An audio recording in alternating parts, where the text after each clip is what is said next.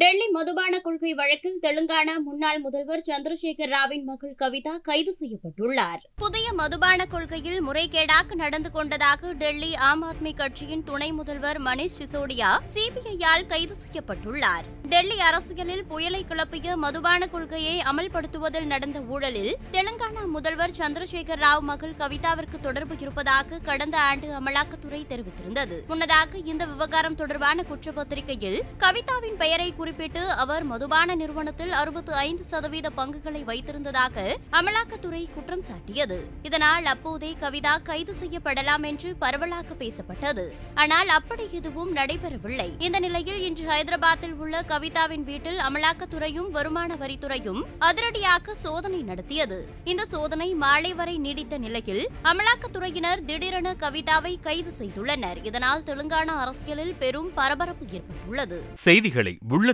உள்ளபடி தெரிந்து கொள்ள ரெஃப்ளெக்ட் நியூஸை சப்ஸ்கிரைப் பண்ணுங்க.